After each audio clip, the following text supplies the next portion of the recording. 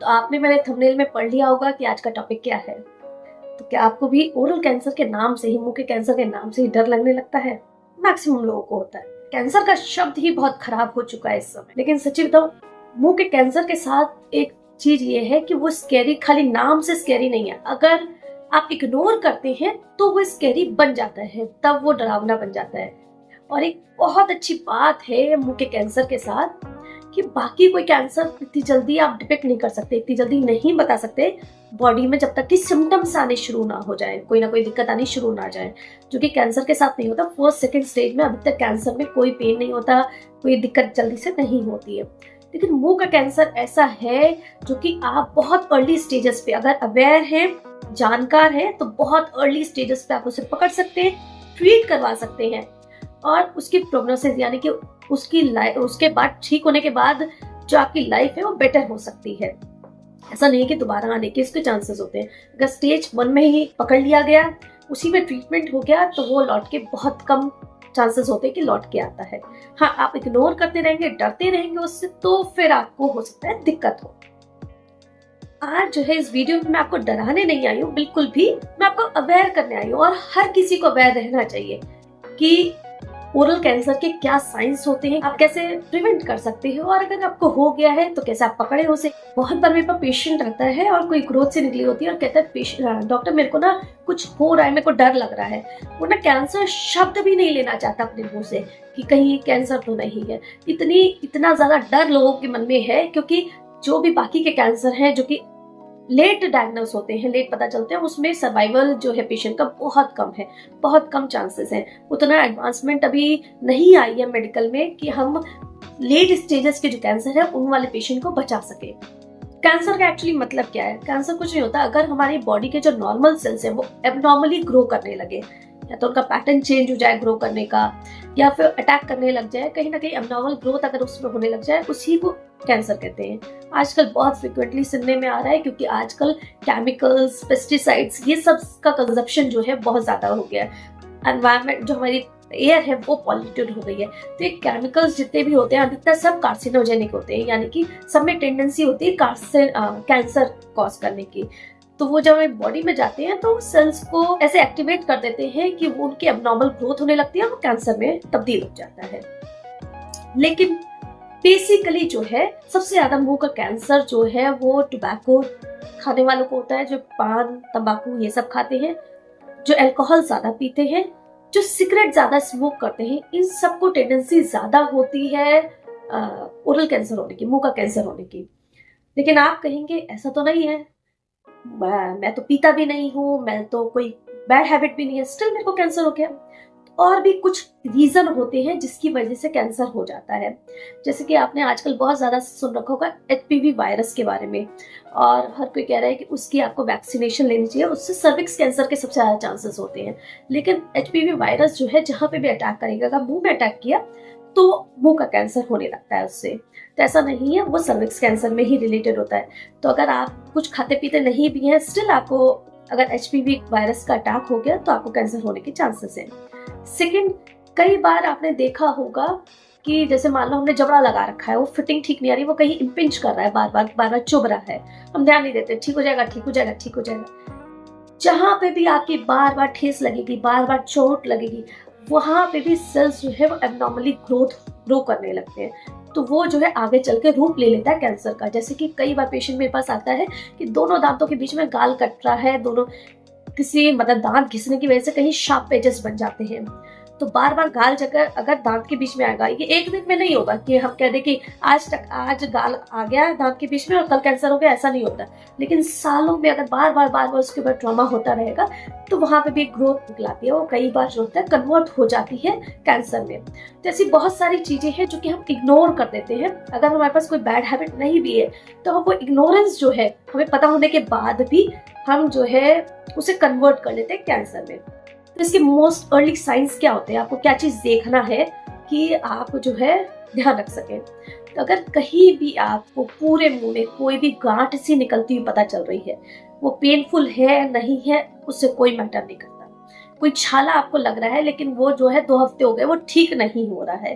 जैसे अगर हम मुंह के छाले की बात करते हैं, मैंने एक वीडियो भी पहले बना रखी है, मैं लास्ट में लगा दूंगी कि मुंह के छालों में और ओरल कैंसर के छालों में क्या अंतर होता है। तो मुंह के छाले जो होते हैं ना वो ठीक हो जाते हैं, हफ्ता 10 दिन बाद ठीक हो जाते हैं। दूसरी बात है, आप नोटिस करेंगे मुंह का छाला जरूरी नहीं है एक बार होठ पे निकला, कभी जीभ पे निकल गया, कभी गाल पे निकल गया, हर जगह निकलते रहते हैं। लेकिन जो ओरल कैंसर का छाला होता है वो एक ही जगह निकलेगा और वो ये समझ लीजिए हफ्ता 10 दिन हो गया, अगर ठीक नहीं हो रहा है तो यानी कि रेड फ्लैग हो सकता है। आपको जाके डेंटिस्ट को दिखाना है कि ये छाला मेरा ठीक क्यों नहीं हो रहा है। कई बार हो सकता है नोड्यूल ना हो सकता है कोई ग्रोथ ना हो, लेकिन कई बार व्हाइट से पैचेस होते हैं, वो भी सिर्फ इसीलिए होता है इरिटेशन हो गई है, कोई आपने मुंह में कोई ब्रिज लगवाया है उससे बार बार टकरा के इरिटेशन हो रही है, आपके टूथ के कोई शार्प एजेस हो गए हैं उसकी वजह से अगर कोई इरिटेशन हो रही है तो व्हाइट या रेड पैचेस बनने शुरू हो जाते हैं आपके मुंह में, गाल पे, होठ के नीचे। तो वो जो है वो भी दिक्कत वाली साइन है, वो भी दिक्कत कर सकता है आपको। मान लो कोई बाहर निकली हुई चीज नहीं है लेकिन कोई हार्ड सा टिश्यू आपको पता चल रहा है, आप छुए जीभ पे कोई हार्ड सा होने लग गया है, गाल के अंदर हार्ड सा होने लग गया है, तो वो भी एक साइन हो सकते हैं, अर्ली साइन हो सकते हैं कि कैंसर के हो। अगर आपको अचानक से बोलने निगलने में दिक्कत होने लगी, पेनफुल है और ठीक नहीं हो रहा है, जैसे स्वेलिंग में हमें निगलने में दिक्कत होती है, टॉन्सिल्स के साथ हो जाती है, लेकिन अगर आपने डॉक्टर को दिखाया ठीक नहीं हो रहा है तो वो भी अर्ली साइन हो सकता है आपको कैंसर की शुरुआत हो चुकी है। या फिर मुंह का अचानक से कोई पार्ट जो है सुन्न होने लगा है, आपको लग रहा है कि वो महसूस नहीं हो रहा है मुझे पार्ट और क्या है, तो आप इस सब चीजों को डिले नहीं करेंगे, आप सबसे पहले जाएंगे और डॉक्टर को दिखाएंगे कि क्या दिक्कत हो रही है, क्यों अचानक से चेंजेस क्यों आ रहे हैं। कोई भी चेंज अगर अचानक से आ रहा है आपके मुंह पे जो कि ठीक नहीं हो रहा है तो वो आपको रेड फ्लैग हो सकता है, आपको जाके दिखाना चाहिए। इसीलिए मैं बार बार अपनी वीडियोस में आपने देखा होगा बोलती हूँ, हर 6 महीने में आपको कोई दिक्कत नहीं भी हो, स्टिल हर 6 मंथ से लेकर 1 ईयर में आपको डेंटिस्ट को विजिट करना चाहिए। कुछ चीजें ऐसी होती है जो आपके लिए नॉर्मल है या आप उसे नहीं देख सकते, जो कि डेंटिस्ट उसे देख सकता है, वो आपको बता सकता है कि ये आपको इस तरीके से करना है, ये ठीक हो जाएगा, इस तरीके से नहीं करना है। या फिर मान लीजिए आपको बार बार टकराने की वजह से, जैसे मैंने कहा कि हाई पॉइंट बन गया, शार्प पॉइंट बन गया दांत में, तो डेंटिस्ट ठीक कर देगा। हो सकता है आपके लिए वो नॉर्मल सी बात है, बनते रहते हैं, लेकिन वो डेंटिस्ट जब ठीक कर देगा तो आपको कोई ग्रोथ नहीं होगी, तो अर्ली साइंस हो सकता है आपको साइंस भी ना है। तो इन सब चीजों से बचने के लिए आपको डेंटिस्ट को दिखाना तो पड़ेगा ही। तो सबसे इम्पोर्टेंट बात है, हम सोचते हैं जब तक पेन नहीं होगा तब तक ले जाएंगे, तो ऐसा जरूरी नहीं है कि कोई भी कैंसर हो या कोई भी दिक्कत हो, पेन हो तभी कोई दिक्कत होगी। कैंसर के फर्स्ट सेकंड स्टेजेस में कई बार कोई पेन नहीं होता, कोई दिक्कत नहीं होती। पेन आपको तभी होना शुरू होता है जब वो दिक्कत आपकी बढ़ जाती है। तो किसी भी चीज को आप नेग्लेक्ट नहीं करेंगे। तो स्क्रीनिंग में इसका क्या होता है कि स्क्रीनिंग में मान लीजिए आपकी कोई ग्रोथ निकल रही है तो आप क्या करवा सकते हैं, डेंटिस्ट के पास जाएंगे, वो बायोप्सी के लिए बोलते हैं। बहुत सारे लोग बायोप्सी से ही डरने लगते हैं, या फिर ये मिथ है कि बायोप्सी कैंसर के सेल्स को अगर एक बार छुड़वा दिया आपने तो कैंसर बहुत तेजी से फैलने लगता है। ऐसा कुछ भी नहीं है। आप जितना इग्नोर करते जाएंगे उतना ही तेजी से वो फैलेगा। जितनी अर्ली स्टेज पे पकड़ में आ जाएगा उतना ही अच्छा ट्रीटमेंट हो जाएगा, उतनी ही अच्छी उसकी रिस्पॉन्स रहेगा ट्रीटमेंट का। तो अगर आपको कोई भी निड्यूल लगता है, जरूरी नहीं वो कैंसर का नहीं भी, अगर आप डेंटिस्ट के पास जाएं, बायोप्सी के लिए बोलता है तो बायोप्सी जरूर करवाएं, जिससे कि आपको ये पता चल जाए कि वो नॉर्मल सेल था और या अबनॉर्मल सेल था। अगर नॉर्मल भी सेल था तो नोड्यूल को या जो भी ग्रोथ है उसे निकलवाना बहुत जरूरी है, आगे कोई दिक्कत ना हो उसके लिए। जो बायोप्सी होती है उसमें बहुत कम टाइम लगता है, खाली 5-10 मिनट का टाइम लगता है। वाली एरिया जो है आपकी वो सुन कर दी जाएगी। मान लो गाल में कोई नोड्यूल सा निकल रहा है, वहां पे आपको इंजेक्शन देके सुन कर दिया जाएगा, वाली एरिया कट की जाएगी, वहां पे स्टिचेस दे दिए जाएंगे, आपको टाँका लगा दिया जाएगा। और ये मान के चलिए कि मुंह का घाव वैसे भी बहुत जल्दी भरता है, हफ्ता 10 दिन में वो भी ठीक हो जाता है, सूचर आपके कट जाते हैं। तो कोई टेम्परेरी दिक्कत के लिए कि आपको लगे कि हफ्ते भर की दिक्कत के लिए आप उसे जिंदगी भर की दिक्कत ना बनाएं। हफ्ता भर हो सकता है आपको थोड़ी सी दिक्कत हो, मिर्च मसाले कम खाने पड़े, लेकिन वो हफ्ता भर चल जाएगा, आपको याद भी नहीं रहेगा, लेकिन जिंदगी भर के लिए आप सेफ हो जाएंगे। तो ये छोटी छोटी चीजों से ना कतराएं। अगर डेंटिस्ट बोलता है, डॉक्टर बोलता है आपको बायोप्सी करवानी है, तो आप सोचे अगर नहीं भी कुछ निकलता, कई बार पेशेंट कहता है कि डॉक्टर ने अपने पैसे बनाने के लिए बायोप्सी करवा दी है, तो ऐसा बिल्कुल भी नहीं होता। डॉक्टर कभी अपने पैसे बनाने के लिए आपको कोई भी टेस्ट नहीं बताता, वो आपको सिक्योर करने के लिए ही टेस्ट बताता है, जिससे कि अगर मान लीजिए आपको कोई दिक्कत निकल आती है तो आप थैंकफुल होंगे डॉक्टर के कि अर्ली स्टेजेस में इस डॉक्टर ने पकड़ ली मेरी बीमारी।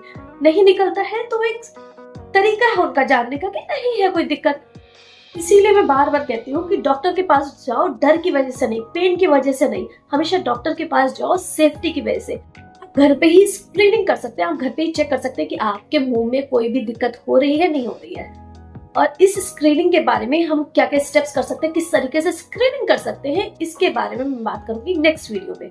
मेरे वीडियो के नेक्स्ट पार्ट को जरूर देखिएगा, जिससे कि आपको घर पे ही स्क्रीनिंग कैसे करनी है, घर पे ही कैसे चेक करना है कि कोई ग्रोथ तो नहीं हो रही, कोई दिक्कत तो नहीं हो रही, वो आप चेक कर सकते हैं और बच सकते हैं कोई भी आने वाली किसी भी बड़ी मुसीबत से। अगर वीडियो आपको अच्छी लगी हो तो इसे लाइक शेयर जरूर करिएगा।